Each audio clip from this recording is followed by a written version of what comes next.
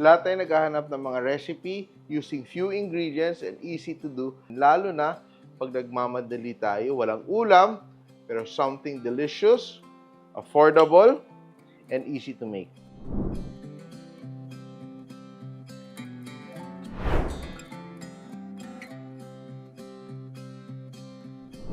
Alam mo, pag nagluluto ka, simpleng technique lang, pwede kang makagawa ng iba't ibang mga recipes. And today, we will start off with a very popular and favorite and convenient gisa. Obviously, pag Pinoy gisa, meron tayong bawang. Crush natin itong bawang natin. And we are making a very simple vegetable dish. Alam mo naman, this is one dish I remember having growing up. It's garlic, sibuyas. And ito siya is very versatile dahil you can start off with whatever vegetable you have available. So ito, yung gagawin natin today is a version that uses repolyo or cabbage and optional, may carrots. So ito lang, basic gisa lang muna tayo.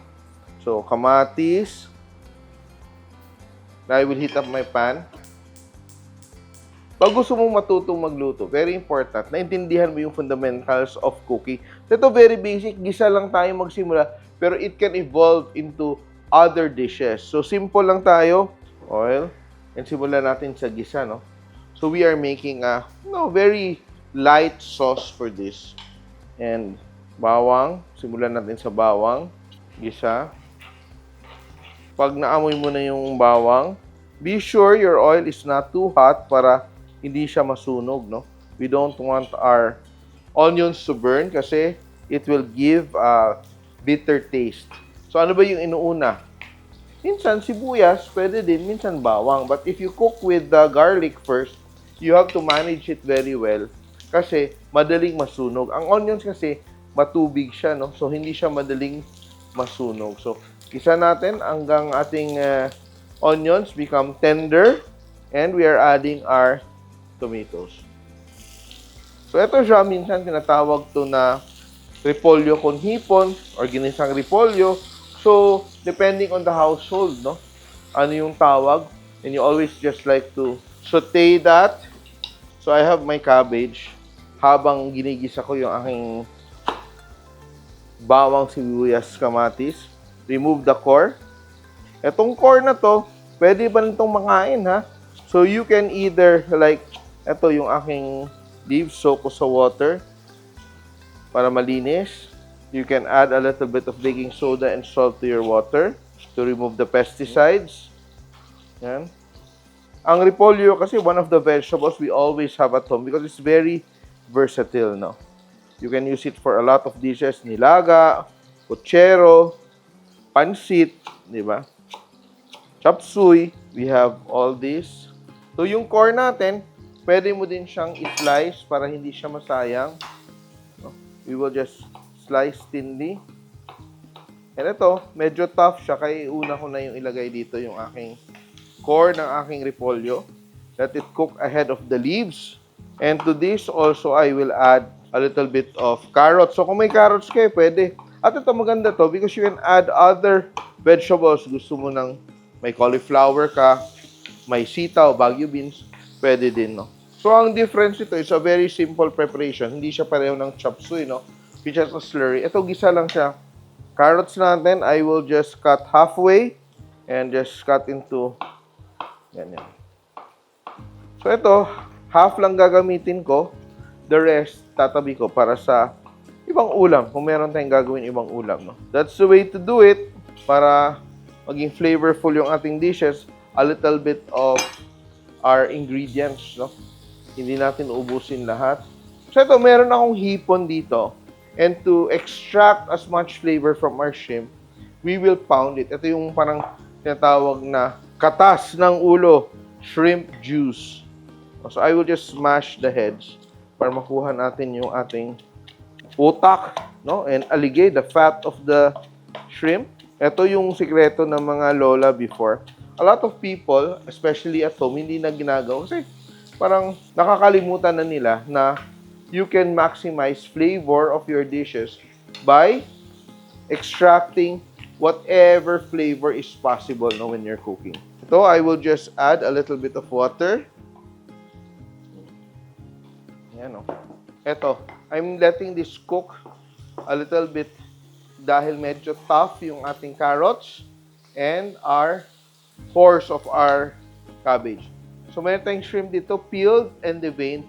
So, option, we can leave it like this, whole, kung gusto mo. Or pwede din natin i-slice pag konti lang para ating kapatid. Merong shrimp, lahat ng tao, no? Ito, I will just cut into small pieces. Kung wala kang fresh shrimp, pwede kang din gumamit ng hibe, dried shrimp. You can add canned mushrooms. You can add fresh mushrooms. Adding my shrimp. Isa natin. And I will also now add my cabbage. Soak and clean. Yan. Isa natin ng konti. And gusto natin dito, hindi overcooked yung ating dahon, pero yung ating carrots is properly cooked. Yan. And we will add our shrimp juice. Look at that, oh. Nakita mo?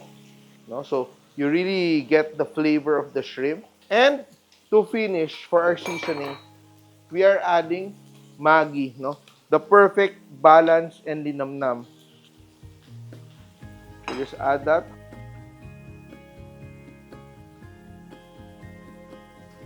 Yan, no? Cooking our vegetables, very nice, mixed together. And we will finish with a little bit of black pepper.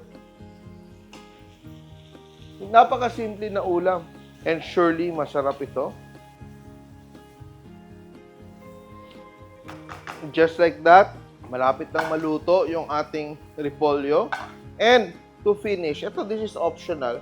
Just to give it a very nice aroma, konting sesame oil. So you don't even have to be an expert cook to be able to prepare this. Simple lang, basta maingat ka, you prepare everything ahead of time, kaya magluto ng mga simple dishes that are very satisfying for everyone. And eto siya, is a very malinamnam dish because of the shrimp and of course, Maggi. And this is something that is easily appreciated by the kids. Kasi ang repolyo at carrots are very neutral flavored, no? So, nice texture, nice flavor, and you can add a little water if gusto mo ng sauce. But for me, I like it this way. I'm just going to plate. Very simple, very delicious, and very important, we add fiber to our diet. And this recipe might be something you will fall in love with. Simple, few ingredients, and easy to do. Etong recipe na to, sobrang daling gawin. Few ingredients, basic gisa, may gulay ka, and may protein. Meron ka ng ulam. And this is repolyo con hipon. Simpleng gisa lang. And I will just add a little bit of chili, garlic, oil. Titikman natin. And I really love this kasi it's so simple. And you can pair it with any other dish. And it can be ulam on its own. Crisp pa yung ating gulay. There's that sweetness and the flavor of the shrimp. Simple, masarap.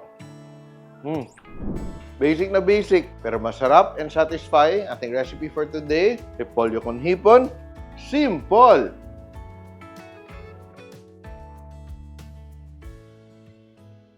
Simple.ph. Living made simple.